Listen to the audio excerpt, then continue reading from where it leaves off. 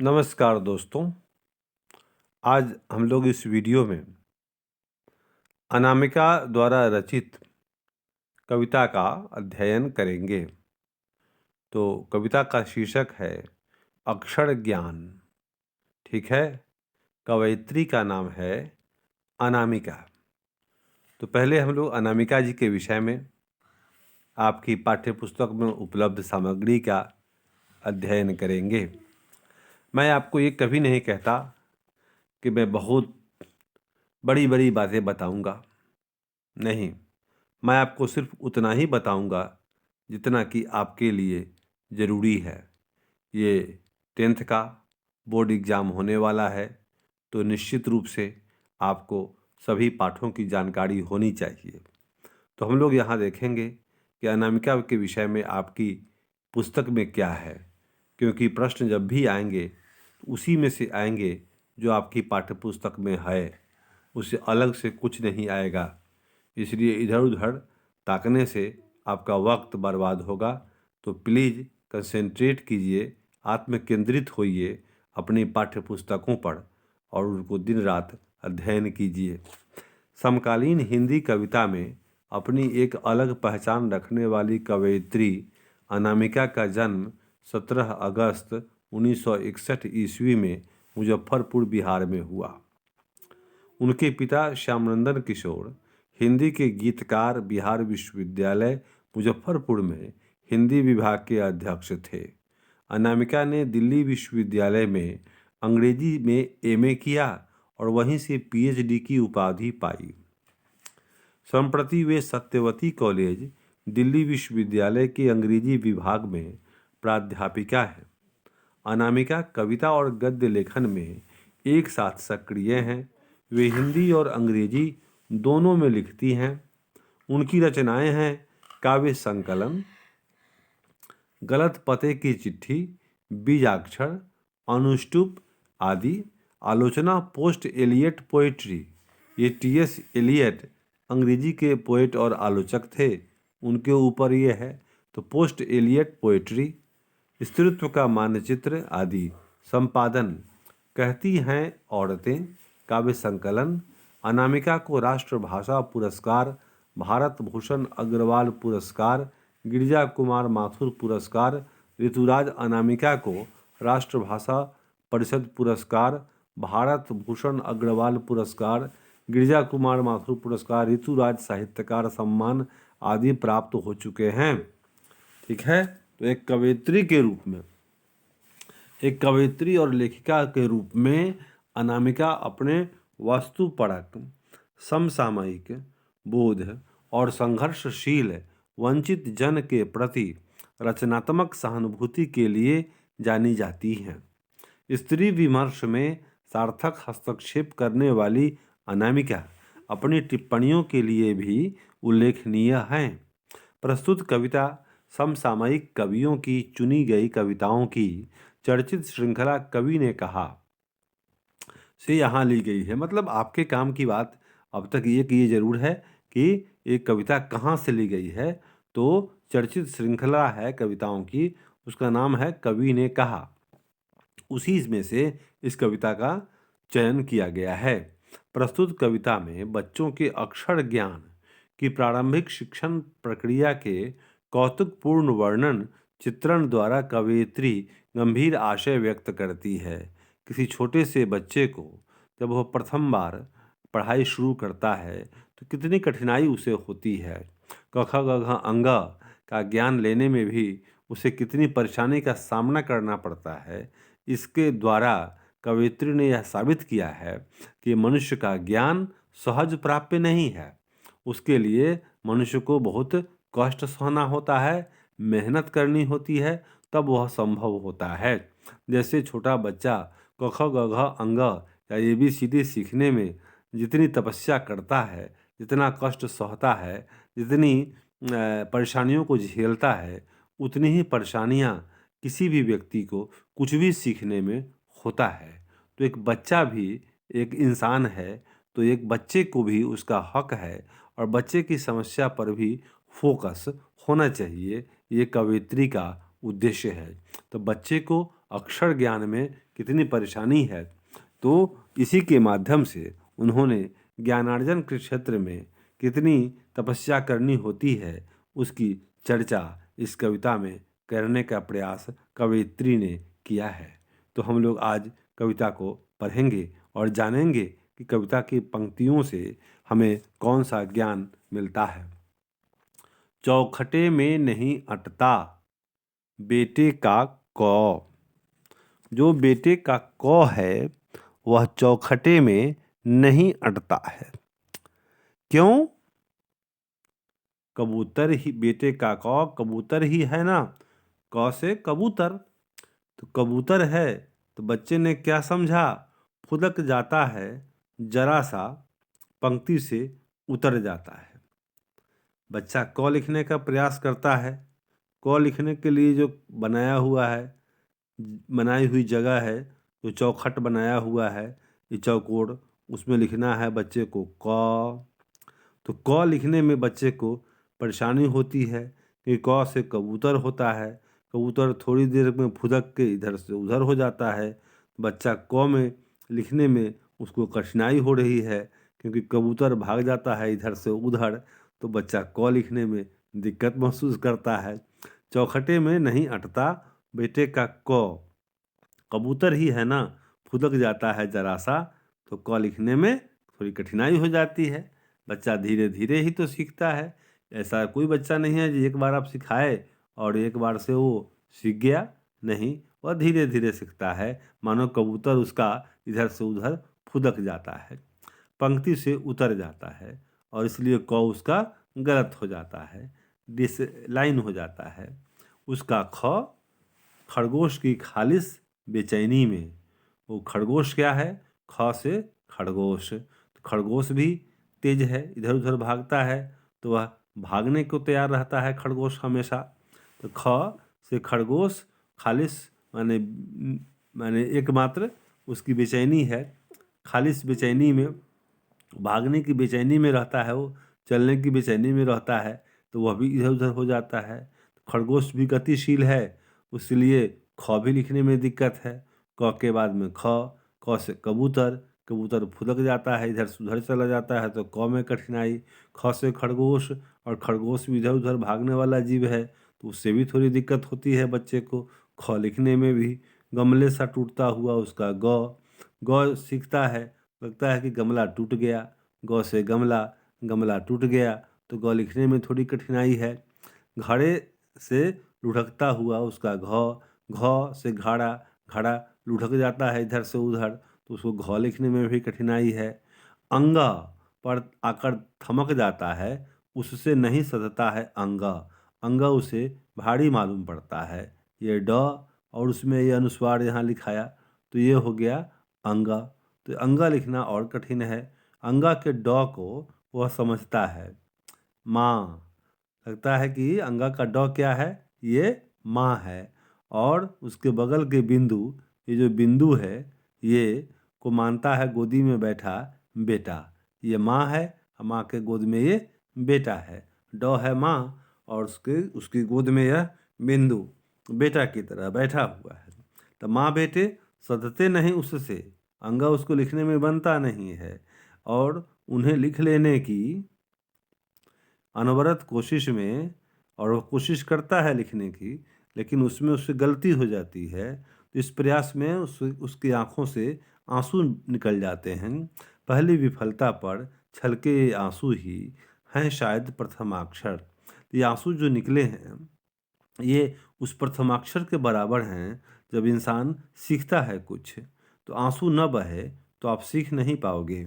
जब तक पाँव में छाले नहीं पड़ेंगे, तब तक आपको अपनी यात्रा की खुशी नहीं मिलेगी। तो मेरे दोस्तों, जानो कि बिना मेहनत के दुनिया में कुछ भी नहीं मिलने वाला है। कोई भी अगर आपको बताता है शॉर्टकट रास्ता, कोई भी बताता है आपको सरल रास्ता, इजी वे, तो आपको ठगने के अलावा कुछ नहीं करता है। सच्चाई यही है कि आप, there is no any shortcut to any big success. किसी भी बड़ी सफलता के लिए कोई शॉर्टकट नहीं होता है। इसलिए पढ़ो, पढ़ो, पढ़ाई के अलावा कोई विकल्प नहीं है। सब पढ़ें, सब बढ़ें, पढ़ना शुरू कीजिए, सीखिए, क्योंकि जब तक आंसू नहीं छलकेंगे आप सीखेंगे नहीं। जब तक दर्द नहीं होगा आपको अनुभव नहीं होगा। ज्ञान के लिए तपस्या करनी होती है, बस इतना ही सत्य है। इसके अलावा कुछ भी कोई कहता है तो वह सिर्फ ठगता है, ठगता है, ठगता है। तो जब उछलके थे उस बच्चे के आंसू, तो वे आंसू उदाहरण हो गए, वे बच्चे के आंसू सिंबल हो गए, संकेत हो गए। किस बात के? वही तो प्रथमाक्षर है।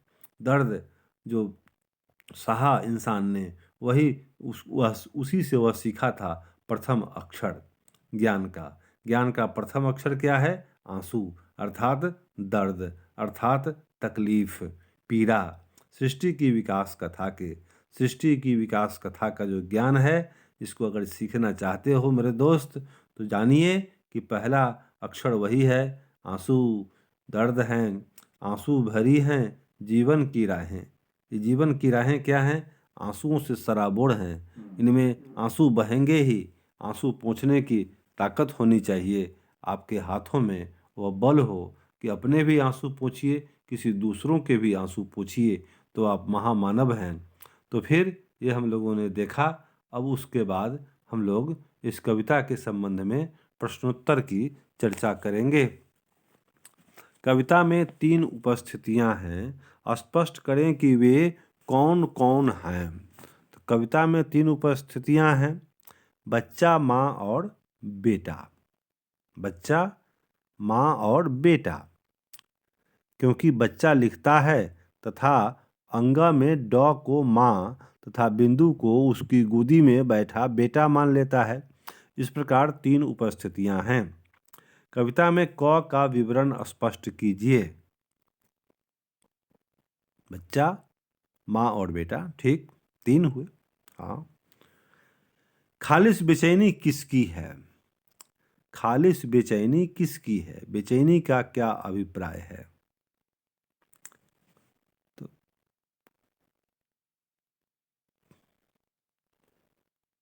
कविता में क चौखट में नहीं अटता। कबूतर ही तो है, पंक्ति से उतरकर फुदक जाता है, अर्थात नहीं लिखा पाता है।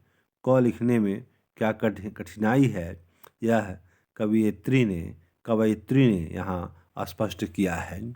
खालिस बेचैनी खरगोश की है। बेचैनी का अभिप्राय है अविरल, लगातार, बिना चैन लिए हुए। खालिस बेचैनी, खालिस का मतलब है लगातार, कंटिन्यूअस। तो ये बेचैनी खरगोश में देखिएगा हमेशा बेचैन रहता है भागने को, इधर से उधर होने को। बेटे के लिए अंगा का क्या है और क्यों है? बेटे के लिए अंगा का जो ड है, वह ड क्या है? तो ड माँ की तरह है, और उसकी गोद में बैठा हुआ वह बिंदु, वह बेटा है उसका। तो ये माँ बेटा एक कैसा है कि बेटा अपने माँ अपने बेटे को गोद में ली हुई है, और एक यहाँ पर माँ है जो अपने बेटे को लिखने के लिए कह रही है। तो वह माँ कैसी है कि बेटे को गोद में लेकर बैठी है, प्यार करती है, और यह इसकी माँ है बच्चे की, जो उसको लिखने के लिए कह रही है। तो ये है बेटे के आंसू कब आते हैं और क्यों? जब वह अंगा लिख नहीं पाता है तो बेटे की आंखों से आंसू बहते हैं, और यह उसकी विफलता का परिचायक है कि बच्चा दुखी है, बच्चे को कष्ट हो रहा है। कविता के अंत में कवयित्री शायद अवयव का क्यों प्रयोग करती है, स्पष्ट कीजिए। शायद का प्रयोग इसलिए किया गया है कि ज्ञान के क्षेत्र में किसी भी बात को आप अंतिम निर्णायक नहीं मान सकते। हर चीज़ कहीं ना कहीं शोध पर आधारित है, रिसर्च पर आधारित है। आप मेरे विचार में ये इसका अर्थ मतलब हो सकता है, किसी दूसरे के विचार में इसका दूसरा मतलब हो सकता है। तो जब बच्चे की आंखों से आंसू बहे तो कवयित्री को लगा कि वह उसको सीखने में कष्ट हो रहा है।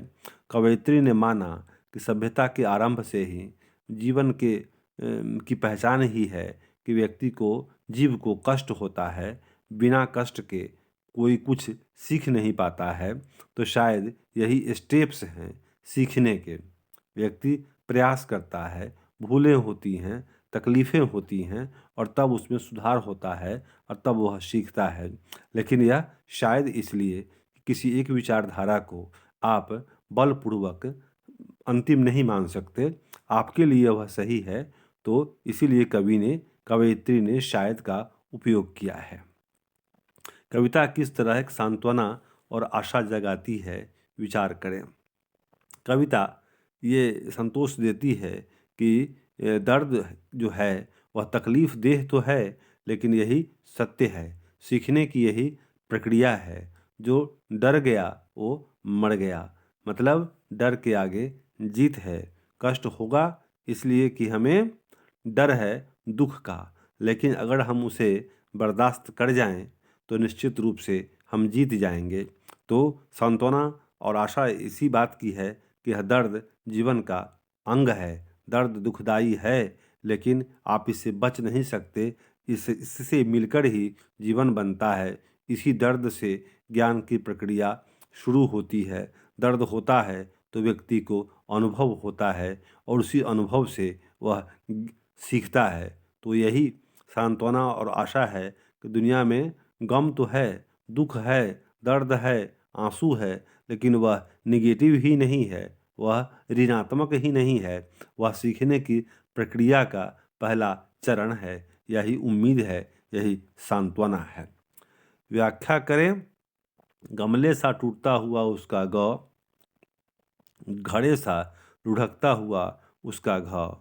ये पंक्तियाँ, इन पंक्तियों को हमारी पाठ्य पुस्तक गोधूली भाग 2 से लिया गया है। इन पंक्तियों में कवयित्री ने बच्चे की सीखने की प्रक्रिया में आने वाली परेशानियों का उल्लेख किया है। जैसे गौ लिखता है बच्चा तो लगता है कि गमला टूट गया, गौ लिखने में गलती हो गई। घड़े सा लुढ़कता हुआ घौ, घौ से बना घड़ा, तो घड़ा जैसे लुढ़क जा रहा हो इधर से उधर, इस प्रकार की कठिनाई उसे होती है घौ लिखने में। गौ अगर लिखने आ जाएगा तो गमला उसका सीधा हो जाएगा। घौ अगर लिखने आ जाएगा तो घड़ा उसका लुढ़केगा नहीं, स्थिर हो जाएगा। तो उस बच्चे को लिखने में क्या कठिनाई है, इसका हमें यहाँ इस व्याख्या पंक्ति से ज्ञान होता है। उसके बाद हम लोग कविता के आसपास इसको आगे बढ़ते हैं। आप इसको पढ़िए। वह परीक्षा में ऐसे इसमें से प्रश्न नहीं आते हैं, इसलिए आगे बढ़ते हैं। भाषा की बात। निम्नांकित भिन्नार्थक शब्दों के वाक्य प्रयोग करते हुए अर्थ स्पष्ट करें। तो हमें इसमें अर्थ बताना है। चौखटा।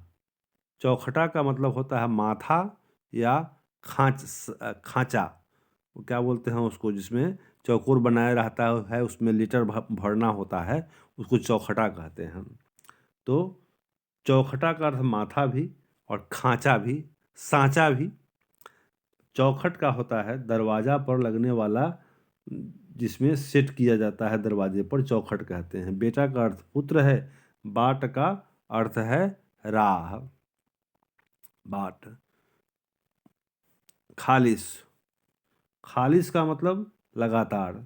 खलासी जो गाड़ी का सामान उतारता चढ़ाता है। खालिश मजबूत। थमना रुकना, थमकना धीमा होना। ये थमकना है आपको, धीमा होना। थामना माने पकड़ना। सधना किसी चीज़ को ये महारत हासिल कर लेना। वजन उठा लेना सधना कहते हैं। सध गया, उठ गया वो। और साधना परिश्रम करना। साध मतलब सज्जन। गोदी, गोद, गद्दी राजा की गद्दी जिस पर राजा बैठता है, या व्यापारी की गद्दी। गाद, गाद का मतलब होता है तेल के नीचे का अवशेष, मोटा सा जो गंदा रहता है तेल में नीचे, वो गाद है। कोशिश प्रयास। कशिश, कशिश का मतलब होता है एक प्रकार का रसायन। विफलता सफल नहीं होना। विकलता बेचैनी। ठीक है। कविता में प्रयुक्त क्रियापदों का चयन करते हुए उनसे स्वतंत्र वाक्य बनाएं।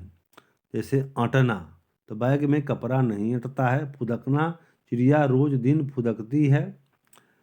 उतरना वह पेड़ से उतरता है, टूटना गमले टूट गए, लुढ़कना घड़ा लुढ़क गया, थमना वर्षा थमकना तो वर्षा थमक गई, सधना इतना वजन तुमको नहीं सधेगा, समझना बच्चा सब कुछ समझता है, मानना मैं तुम्हारी बात मान लूँगा, लिखना पत्र लिखना चाहिए, आना वह कल आएगा, छलकना आंसू छलकते हैं। निम्नांकित के विपरीतार्थक शब्द लिखें। बेटा बेटी, कबूतर कबूतरी, माँ पिता पिता, उतरना चढ़ना, टूटना बनना, बेचैनी शांति, अनवरत कभी कभी या विरत विरत भी, आंसू मुस्कान या खुशी, विफलता सफलता, प्रथमाक्षर अंताक्षर, विकास कथा विनाश कथा, सृष्टि प्रलय। तो मेरे दोस्तों ये आपको हुआ। इसके बाद हम लोग फिर आगे का पाठ पढ़ेंगे। Thank you for viewing. Have a nice day. आपका दिन मंगलमय हो।